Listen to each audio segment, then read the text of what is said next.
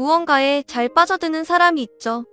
그게 음식이든 놀이든 사람이든 이런 사람들은 자기 자신이 수뇌보 같은 사랑을 한다고 말하지만 저는 그런 말을 믿지 않아요. 한 사람에게 깊이 빠져들 수 있는 사람은 다른 사람에게도 그만큼 빠져들 수 있다는 걸 인생 전체에 걸쳐서 배웠거든요. 그 사실을 알게 해준 저의 전 남편과 제가 만나게 된 이야기를 잠시 해볼까 해요. 안녕하세요. 저희 같은 스터디원인 거 아시죠? 네, 안녕하세요. 무슨 볼일이라도 있으신가요? 궁금하신 거라도? 다른 게 아니라 스터디 내내 제가 그쪽만 쳐다본 거 아세요? 네? 아니요? 제 얼굴에 뭐가 묻기라도 했나요? 저 그게 너무 예쁘셔서요. 혹시 연락처 좀 주실 수 있을까요? 제가 하나에 빠지면 정신을 못 차리는 타입이라 이대로는 스터디에서 공부는커녕 고민만 한참 하다가 끝나버릴 것 같아서 미리 선수 쳐봅니다. 저와 남편은 대학교 스터디에서 만나 커플이 됐어요. 남편은 한의학과에 저는 영문학과에 재학 중이었죠. 당연히 남편은 한의사가 되는 것이 꿈이었고 저는 교사가 되는 것이 꿈이었어요. 둘 다 넉넉한 형편은 아니었지만 그냥저냥 학교를 다니면서 공부에 몰두할 정도는 되어서 누가 먼저 꿈을 이루나 내기를 하면서 매일같이 독서실에서 공부를 하며 연애하던 그런 평범한 커플이었죠. 그런 저에게 갑자기 인생의 우여곡절이 시작되었어요. 시작은 부모님의 교통사고였죠. 아버지는 대형 화물트럭을 운전하며 전국을 누비는 분이셨어요. 가끔 엄마가 아버지를 따라 동행하기도 했었어요. 두 분은 워낙 사이가 좋으셨거든요. 동네에서도 소문난 인꼬부부였으니까요. 덕분에 저는 어린 두 동생이 뒷바라지를 하고 밥도 챙겨주고 하는 데는 이골이나 있었어요. 어머니, 아버지 오늘 새벽 운전 가시는 거예요? 그래. 이번에는 좀 멀리 갔다 오느라 내일이나 돼야 돌아올 거야. 우리 때문에 깼니? 좀 더 자도록 하렴. 조심해서 다녀올게 네. 엄마가 있으니 심심하거나 졸리진 않으시겠어요. 그럼 조심히 다녀오세요. 제가 일어나기도 전 졸린 눈을 비비며 새벽 운전에 나서신 아버지와 어머니를 배웅한 것이 부모님을 본 마지막 순간이 될 줄은 몰랐어요. 그렇게 집을 나서신 부모님은 영영 돌아갈 수 없는 길을 건너버리신 거죠. 심지어 경찰은 아버지가 졸음운전을 한 것 같다고 했어요. 전 믿을 수 없었지만 아무런 방도가 없었어요. 당시에는 블랙박스 같은 것도 없었거든요. 심지어 아버지가 낸 사고로 상대방 차에는 사망자와 부상자까지 나왔어요. 아버지가 낸 사고의 피해는 온전히 제가 보상해야 하는 상황이었어요. 저는 당시 고작 23살이었어요. 보상금은 어린 저에겐 어마어마한 금액이었죠. 보험회사에서 일부 금액이 나오긴 했지만 턱없이 부족했어요. 저는 친척들에게 손을 내밀었지만 아무도 저를 도와주지 않았어요. 도와주기는커녕 모두 나 몰라라 하기 바쁘더군요. 좋은 일이 생길 땐 누구보다 먼저 와서 챙기고 빌붙으려 하더니 참 속상한 일이었어요. 어쩔 수 없이 전 대학을 중퇴하고 돈을 벌기로 했어요. 아직 한창 자라나는 중인 여동생과 남동생을 굶길 수는 없었기에 저는 악착같이 살기로 했어요. 당시에는 남자친구였던 남편에게도 헤어지자고 말을 했죠. 우리 그만 헤어지자. 나 더 이상 연애할 상황이 아닌 거. 당신도 잘 알잖아. 무슨 소리를 하는 거야. 무슨 상황에 따라 만났다가 헤어지고 그런 게 연애야? 서로를 생각하는 마음만 여전하면 되는 거지. 이럴 때일수록 더욱 누가 곁에 있어줘야지. 하지만 남편은 그럴 수 없다며 의기투합해서 이 시련을 어서 이겨내자고 하더군요. 저는 눈물이 핑 돌았어요. 사실 남편이 저에게 직접적으로 도움을 준 건 아니었어요. 시댁의 형편이 점점 좋지 않아지면서 남편 역시 가난한 한이 되생일 뿐이었으니까요.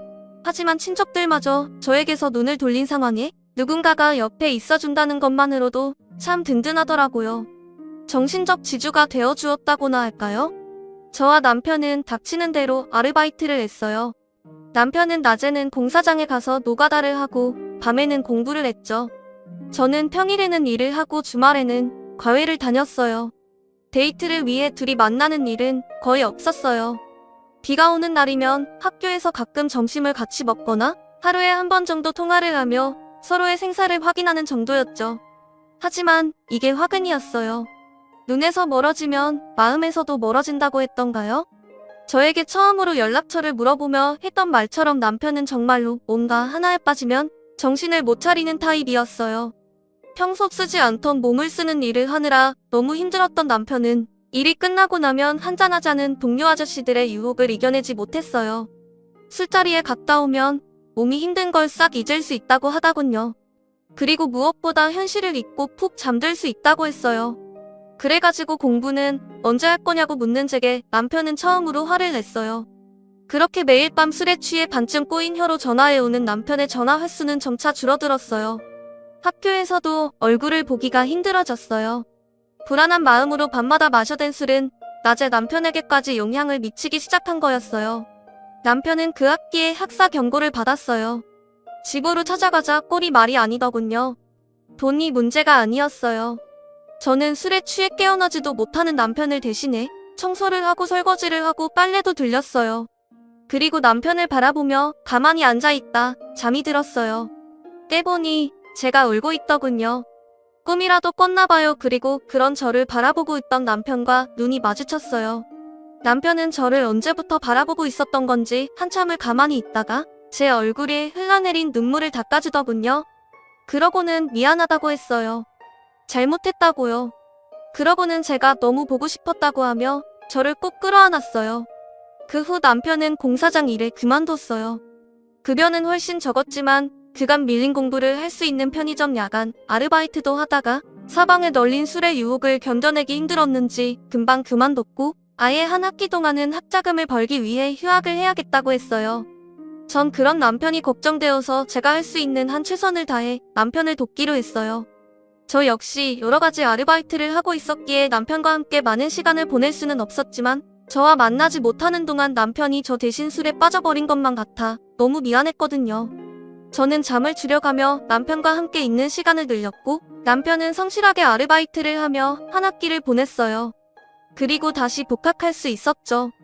한 번은 시골에서 올라오신 남편의 어머니와 마주친 적이 있었어요. 시어머니는 저를 보자마자 내가 아들의 여자친구냐며 반색하시더군요.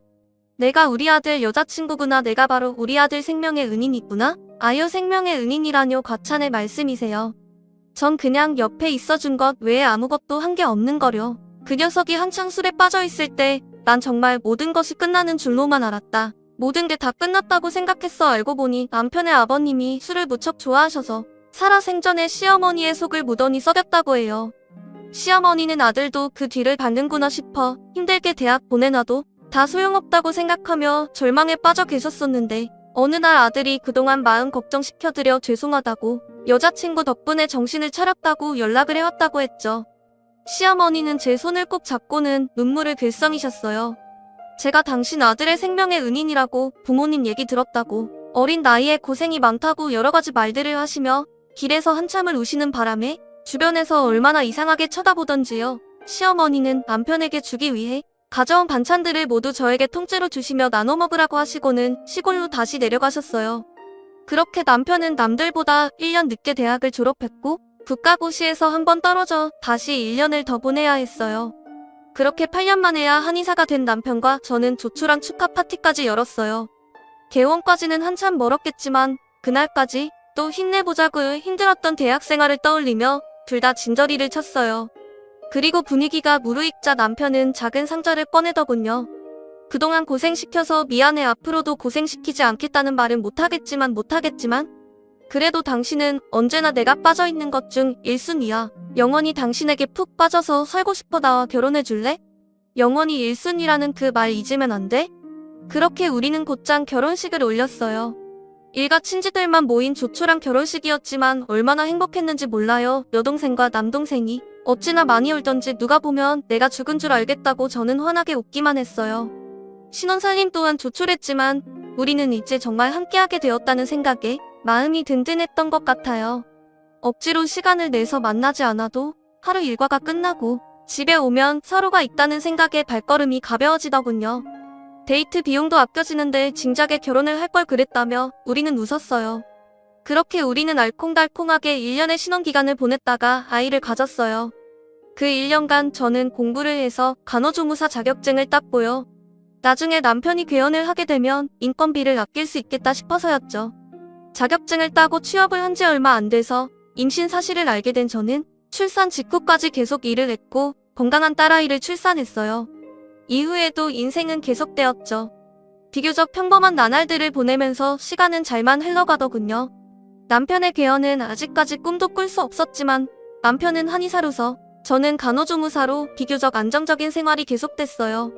딸아이도 순조롭게 자라고 있었어요. 남편은 가장이 된 후 의젓해진 것 같으면서도 예전과는 크게 달라진 점이 없었어요. 여전히 무언가에 종종 빠져들었어요. 대학 때 이후 술은 입에도 안 대게 됐지만 대신 낚시, 게임 같은 취미 생활에 푹 빠져들었다가 세그머니 빠져나오곤 했어요. 저는 아주 큰 돈과 많은 시간이 드는 것만 아니면 그냥 놔두기로 했어요. 어쨌든 남편이 빠져들어 있는 1순위가 저라는 것에 변함이 없었기 때문이었죠. 하지만 청천벽력 같은 일이 일어났어요. 남편의 1순위가 바뀌는 일이 생겨난 거죠. 그건 바로 새로운 사람, 즉 다른 여자였어요. 동료 한의사들과 여자들이 나오는 주점에 갔다가 거기서 일하는 여자와 눈이 맞은 거였어요. 티가 안 날 수가 없었어요. 잦아진 외출, 가끔씩의 일박, 출처를 알 수 없는 돈 쓴순이 줄어드는 연락하지만 저는 남편에게 뭐라고 할 수가 없었어요. 딸아이가 한창 예민할 고3이었거든요.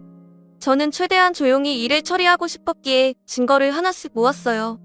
그러고는 남편에게 경고를 했죠. 당신 나한테 뭐 할 말 없어? 할 말이라니? 무슨 소리를 하는 거야? 왜 사람을 그런 눈으로 보고 그래? 나 바보 아니야. 다 알고 있어. 증거도 착실하게 모아놨어. 증거라니? 무슨 증거를 말하는 거야? 지금 우리 딸 고3이야. 중요한 시기라고 내가 아무런 말도 안 하는 건 그것 때문인 줄 알아. 조용히 정리해. 한 번만 봐주는 거야. 두 번은 없어. 절대로 말도 안 되는 소리 좀 하지 마. 내가 뭘 어쨌다고 그러는 거야? 그걸 정말 몰라서 물어? 난 분명히 경고했어. 남편은 새파랗게 질린 얼굴로 끝까지 잡아대기만 하더군요. 하지만 그 후 달라진 모습을 보였기에 저는 알아서 잘 정리했으려니 생각했어요. 그렇게 딸아이는 고3 시절을 무사히 보내고 20살이 되어 명문대에 입학을 했죠. 저의 자랑거리였어요. 그런데 어느 날 일하는 도중에 딸아이에게 전화가 왔어요. 울고 있다군요. 무슨 일이냐고 했더니 집에 갔는데 남자가 웬 여자와 있었다고 했어요. 남편은 계속해서 바람을 피고 있었던 거예요. 심지어 저와 딸이 없는 틈을 타 그 여자를 집으로 끌어들인 거였죠. 어떻게 상간녀를 집으로 끌어들여 딸에게 그런 장면을 보게 할 수가 있는지 저는 정말 남편을 용서할 수가 없었고 당장 남편의 병원으로 뛰어들어갔어요. 남편은 저를 보자마자 뭔가 변명을 하려는 듯 입을 열었지만 저는 아무런 말도 듣고 싶지 않았기에 다짜고짜 남편의 따귀를 때리고는 밖으로 나와버렸어요. 도무지 진정이 되지 않더군요. 저는 상간녀의 가게에도 찾아갔어요. 태어난 낯짝으로 이런 가게에 여자분이 무슨 일로 찾아왔냐고 하는 상간녀를 본 순간 정말로 참을 수가 없어진 저는 그 여자의 머리채를 잡고 난리를 쳤죠. 하다 할 일이 없어서 멀쩡하게 가정 있는 남자한테 꼬리를 쳐? 너 오늘 한번 내 손에 죽어봐라. 어머, 이 여자가 왜 이래. 미쳤나봐. 미쳤어? 미친 개 나인지 너인지 한번 생각해봐. 어떻게 뻔뻔하게 감히 남의 집에 발을 들여. 남편 단속 제대로 못 해놓고 왜 나한테 난리야? 사람 살려요. 어이없게도 상간녀는 저를 상해죄로 고소를 했어요. 제가 상간녀에게 돈을 받아도 모자랄 판에 보상을 해줘야 하는 아이러니한 상황이었어요. 그런데 그 와중에 더 환장하겠는 건 남편은 그 여자가 임신을 했다며? 이 집에서 나가줘야겠다며 이혼 요구를 하더군요. 정말 어이가 없었어요. 실제로 상간녀가 임신을 했는지 어쨌는지는 알 수 없었지만 남편은 위자료, 재산 분할 등 모조리 다 저에게 양보하고는 대신 집에서 저와 딸을 내쫓았어요. 차마 입에 담을 수 없는 말을 내뱉으면서요. 거 당신 흔적 남는 거 더러우니까 깨끗하게 지우고 나가. 알겠어? 내 참 이 정도 했으면 제발로 알아서 좀 나가줘야 하는 거 아니야? 거지도 아니고 여자로서 자존심도 없어? 당신이 오죽 못났으면 내가 바람이 났을 거란 생각은 해보지도 않았지? 어떻게 딸이 듣는 앞에서 저런 이야기를 할 수가 있는지 저는 정말 남편을 용서할 수가 없었고 당장 남편의 병원으로 뛰어들어갔어요. 남편은 저를 보자마자 뭔가 변명을 하려는 듯 입을 열었지만 저는 아무런 말도 듣고 싶지 않았기에 다짜고짜 남편의 따귀를 때리고는 밖으로 나와버렸어요. 도무지 진정이 되지 않더군요. 저는 상간녀의 가게에도 찾아갔어요.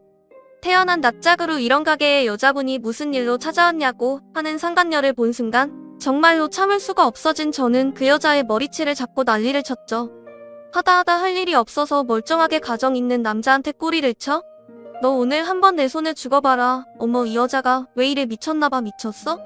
미친 개 나인지 너인지 한번 생각해봐. 어떻게 뻔뻔하게 감히 남의 집에 발을 들여 남편 단속 제대로 못 해놓고 왜 나한테 난리야?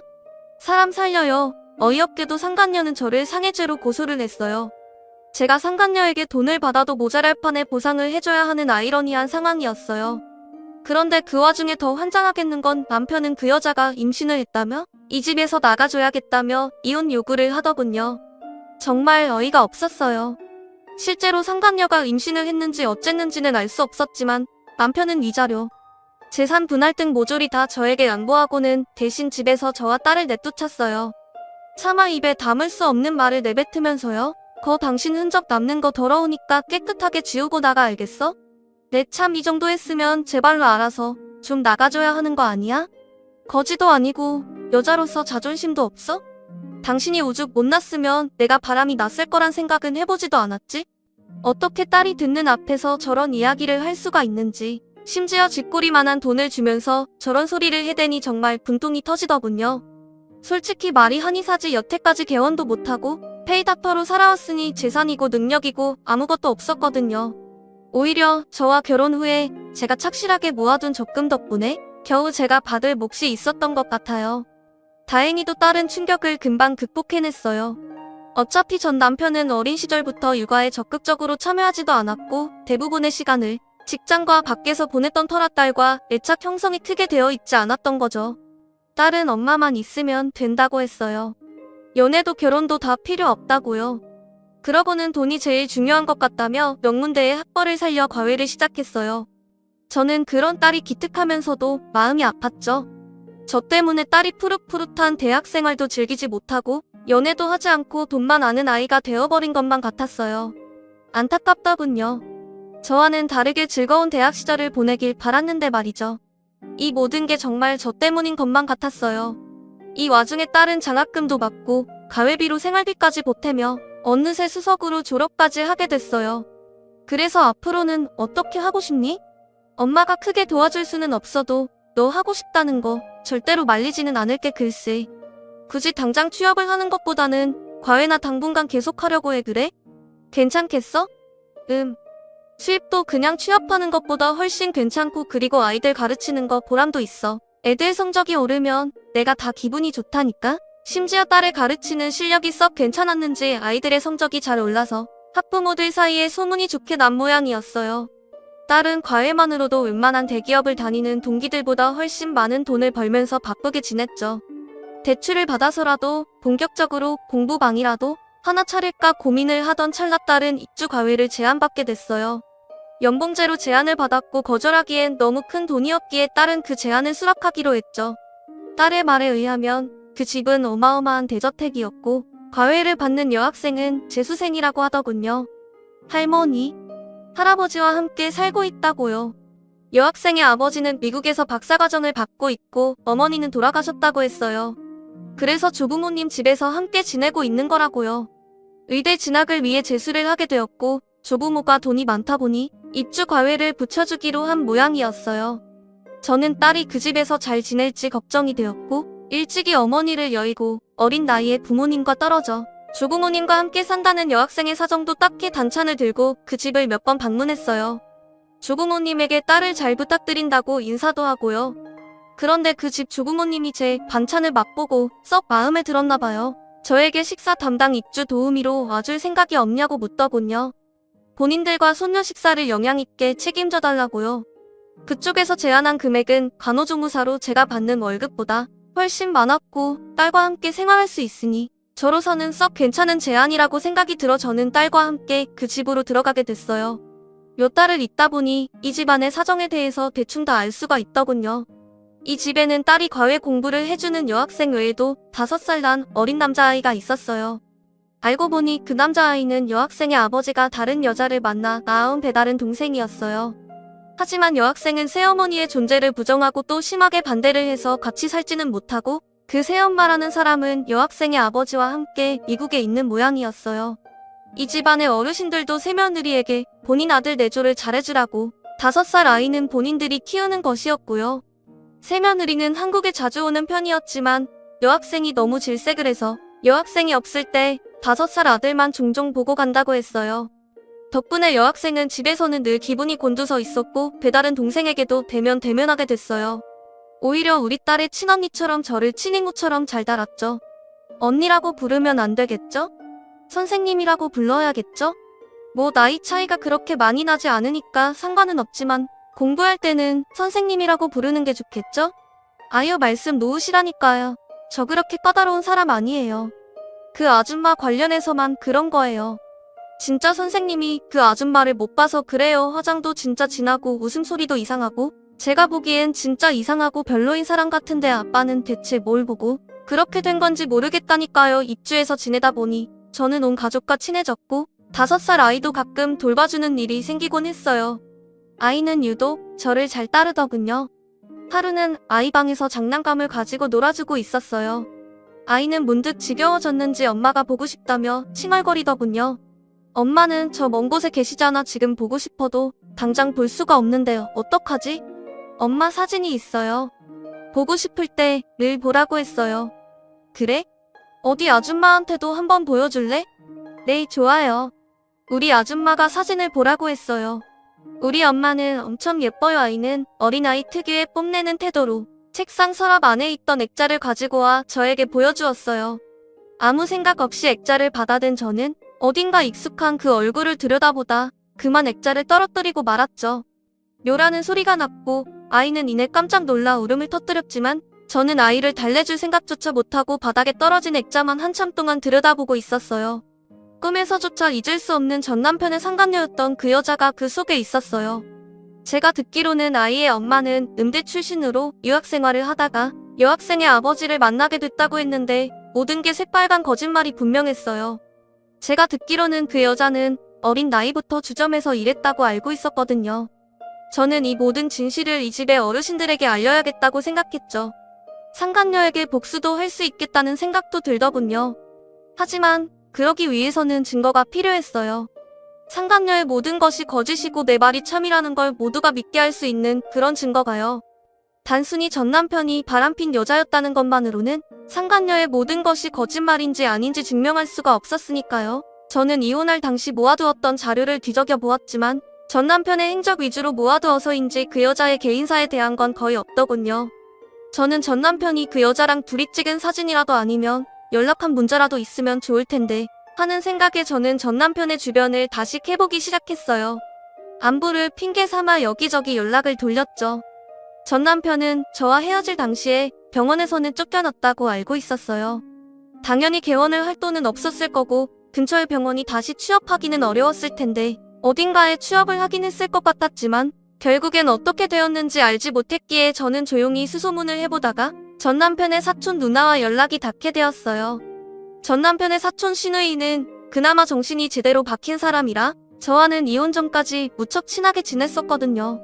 덕분에 아주 가끔씩 연락을 하긴 했었거든요. 가장 최근에 연락을 한 것도 딸의 졸업을 축하한다며 언니에게 먼저 전화가 왔었어요. 형님 안녕하세요. 그동안 잘 지내셨어요? 그간 연락이 뜸했죠. 죄송해요. 아유 이제 형님이라고 부르지 말라니까 이혼도 했는데 그냥 언니 동생이지 형님은 무슨 형님이야 동생이야말로 잘 지냈어? 딸은 취업 잘했고? 예, 그냥 저냥 지내고 있어요. 그런데 형님 혹시 전 남편 요즘 어디서 일하는지 알고 계세요? 글쎄 나도 자세히 들은 건 아니고 어디 지방의 요양병원에서 지낸다고 하던데 왜 무슨 일 있어? 아니요. 그냥 살다 보니 어디쯤에서 어떻게 살고 있는지 피해 다니려면 알고 있어야 할 것 같아서요. 하긴 맞아 우연이라도 마주치면 얼마나 끔찍하겠어. 아직도 그 여자랑 희덕거리면서 살고 있는 모양이던데. 예? 그래요? 전에 우리 어머니가 결혼식 가셨다가 한번 마주쳤다고 들었어. 뻔뻔하게 거길 또 데려왔더라고. 언니의 말인 즉슨 전 남편은 아직도 상간녀와 만나고 있다고 했어요. 그렇다면 미국에서 여학생의 아버지를 내조하고 있다는 게 새빨간 거짓말이라는 얘기 아니겠어요? 전 일단 사실을 확인해보기 위해 며칠 휴가를 내고 전 남편이 근무한다는 요양병원을 찾아가 한참을 밖에서 기다렸어요. 제 손에는 고성능 고배율의 카메라가 들려 있었고요. 며칠간 전 남편은 집, 병원, 집, 병원만으로 갔어요. 집은 후줄근한 원룸이고 퇴근할 때마다 불이 꺼져 있는 것이 누군가 있는 것 같지는 않더군요. 그렇게 호탕을 치고 돌아가기 전 마지막 날 저는 전 남편이 퇴근 후 차를 몰고 평소와는 다른 곳으로 향하고 있다는 걸 알고는 미행을 했어요. 전 남편이 도착한 곳은 공항이더군요. 전 남편은 본인이 어딘가를 가는 것은 아닌 듯 입국장으로 향했어요. 그 순간 느낌이 오더군요. 저는 몰래 전 남편의 뒤를 계속 밟았어요. 그러고는 입국하는 어떤 여자와 꼭 끌어안는 전 남편의 모습을 사진과 영상으로 담을 수 있었어요. 바로 그 상간녀였어요. 심장이 미칠 듯이 쿵쾅거리더군요. 저는 마음을 채 진정시키지도 못하고 서울로 돌아왔어요. 딸과의 상의 끝에 저는 바로 여학생과 여학생의 조부모님 즉 제가 평소에 사모님, 사장님이라고 불렀던 두 분에게 드릴 말씀이 있다고 했어요. 셋은 의아한 표정으로 저와 딸의 이야기를 잠자코 듣더군요. 여학생의 표정이 점차 일그러졌어요. 사장님과 사모님은 몹쓸 농담을 들으신 것처럼 표정을 찌푸리셨고 어떻게 그런 말을 함부로 할 수 있냐고 하더군요. 세상에 농담으로 할 말이 있고 못할 말이 있다면서요. 아주머니? 저랑 남편이 아주머니 사정 많이 봐드린 것 잘 알고 계실 거예요. 요리 솜씨가 워낙에 좋으시니까 제가 월급도 넉넉하게 드리고 있고요. 그런데 이런 말도 안 되는 얘기를 가져와서 우리더러 믿으라는 거예요? 이건 좀 경우가 지나치지 않아요? 우리 아들이 바보도 아니고 우리도 그 애가 새며느리로 드리기엔 다소 부족하다고 생각하긴 했지만 이런 터무니없는 얘기를 믿을 정도는 아니에요. 제가 사모님, 사장님 입장이라도 제 얘기가 말도 안 된다고 생각하셨을 것 같아요. 하지만 하늘 아래 억울하게 속아 넘어가는 사람을 그냥 내버려 둘 수 없는 노릇 아니겠어요? 제가 증거를 다 찾아왔어요. 저는 여학생에게 그리고 사장님과 사모님에게 그 사진과 영상을 보여드렸어요. 여학생은 바로 분노의 차소리를 질렀죠. 세상에, 이게 뭐야? 더러워. 내가 뭘 했어? 그 여자 처음부터 믿을 수가 없다고 했잖아. 아빠도 미친 거 아니야? 어떻게 저런 여자애 뭘 어떻게 믿고 새엄말 없이 데리고 온 거야? 세상에. 맙소사. 어떻게 이런 일이? 바로 이틀 전에 찍은 영상이에요. 아직 한국에 있을 테니 전화해서 사정을 제대로 확인해 보시는 것도 좋을 것 같아요. 이제 진짜 아무것도 믿을 수 없어. 쟤는 아빠 아들 맞긴 해? 친자 맞긴 해보라고 해? 큰 소리가 집안에서 나자 5살 아이도 무슨 일인가 싶어 거실로 나왔다가 여학생이 소리를 지르는 것을 듣고는 울음을 터뜨렸어요. 저는 아이를 달래 잠자리에 들게 했죠. 아이야 죄가 없겠지만 이 아이를 책임져야 할 것은 이 집 식구나 제가 아니라 상간녀라는 생각에 어이가 없으면서도 마음이 씁쓸하더군요. 사모님과 사장님은 당장 두 눈으로 그 여자를 봐야겠다고 남편이 일하는 요양병원을 알려달라고 하셨어요. 그 사이 여학생은 제 아빠와 통화를 해서 그 여자가 현재 미국에 있지 않고 일주일 정도 지낼 요량으로 한국에 갔다는 것을 확인한 상태였죠. 결국 이 집 식구들 모두와 저는 다시 한번 전 남편이 일하고 있는 요양병원으로 향했어요. 늦은 시간이라 전 남편은 퇴근하고 없더군요. 저는 혹시나 해서 전 남편의 후줄근했던 원룸으로 가보자고 했어요. 불이 켜져 있는 것을 확인하고 올라간 원룸 문을 한참 두드리자 전 남편이 투덜거리면서 누구냐고 문을 열더군요. 현관에는 사치스러운 구두 한 켤레와 커다란 캐리어가 놓여있는 게 보였어요. 문이 열린 틈을 타 머리끝까지 화가 난 사장님이 문을 벌컥 열고 사장님의 입 안으로 들어섰어요. 전 남편이 말릴 죄도 없었죠. 그리고 딸은 몇 년 전에 봤던 것과 비슷한 장면을 또 다시 보게 됐어요. 충분히 자라난 딸은 이번엔 울지 않았어요. 그저 얼굴을 찌푸렸을 뿐이죠. 울음을 터뜨린 건 사모님이었어요. 세상에 어떻게 네가 같은 말들이 사모님 입 안에서 흘러나오고 있었어요. 여학생은 애초에 마음을 단단히 먹고 왔는지 그저 싸늘한 눈빛으로 집안을 바라보기만 하더군요. 사장님과 사모님 뒤에 서 있던 저를 발견한 전 남편은 어이가 없는 듯 소리쳤어요. 야, 네가 왜 여기에 있어? 네가 뭐라고 지금 여기에 와서 이러는 거야? 이 사람들은 또 뭐야? 아빠. 아니지. 아빠라고 부를 필요도 없지. 아저씨. 눈치 좀 챙겨요. 이게 무슨 상황인지 아직도 모르겠어요? 새파랗게 질린 얼굴로 황급히 몸을 가리는 상간녀와 분노에 가득 찬 사장님과 사모님. 그리고 여학생의 얼굴을 본 전 남편은 그제서야 모든 걸 눈치챈 것 같았어요. 전 이 모든 것이 마치 TV 속 드라마를 보는 듯한 느낌이더군요. 그 난리를 겪고 거짓말까지 해서 새로운 남자를 찾아놓고도 아직까지도 전 남편을 만나고 있는 상간녀를 보고 있자니 둘이 아주 천생연분이랄지 천년의 사랑이랄지 참 지독하다는 생각이 들더라고요. 하지만 그런 거였으면 진작에 둘이 결혼하지. 왜 불륜을 저질러서 엄한 상대방들 눈에 피눈물 나게 하고 멀쩡한 집안을 이렇게 박살내는 건지. 상간녀는 급히 옷을 주섬주섬 챙겨 입고는 현관으로 나왔어요. 그리고는 억지 미소를 지으며 입을 열더군요. 아버님, 어머님 생각하시는 거 그런 상황 아니에요. 정말로 아니에요. 제가 다 설명할게요. 뭐? 우리를 바보로 아는 거냐? 이런 꼬락서니를 보이고도 그런 상황이 아니라고? 아주머니한테도 얘기 다 들었다. 애초에 모든 게 다 거짓말이지? 내 아들도 우리 아들 자식이 맞긴 하니? 순간 남편이 털썩 무릎을 꿇었어요. 한 번만 용서해 주십시오. 저 이 사람 만나는 거 처음입니다. 정말입니다. 새 집에서 만나서 같이 오게 된 겁니다. 오늘 처음 만났어요. 이 사람이 유부녀인 줄 전혀 몰랐습니다. 정말이에요. 그 뭐야? 며느님이 너무 아름다우셔서 그랬습니다. 정말입니다. 한 번만 용서해 주세요. 아니 어떻게 그렇게 뻔히 보이는 거짓말을 할 수가 있는지 저는 너무 어이가 없었어요. 저는 몸을 낮춰 전 남편과 눈높이를 맞췄어요. 그러고는 말했죠. 한 번만? 처음? 몰랐어? 어떻게 내가 여기 있는데 그런 말들이 입에서 나오니? 너 이틀 전에 공항에서 눈물에 헤어했잖아. 예전에 그냥 넘어간 게 참분했었는데 또 이런 기회를 줘서 고마워. 내가 한 번만 봐준다고 했었지? 두 번은 없을 거라고 했잖아. 걱정하지 마. 용서 같은 건 절대 없을 테니까. 이제부터가 다시 시작이야. 내가 죗값을 치르는 거 말이야. 여학생과 사모님 그리고 사장님은 못 볼 꼴을 봤다며 일단 자리를 뜨자고 하셨어요. 그러고는 저에게 고맙다고 또 미안하다고 하시더군요. 남의 집안일에 끌어들여서 미안하게 됐다고. 하지만 제가 아니면 까맣게 몰랐을 거라고 고맙다고요.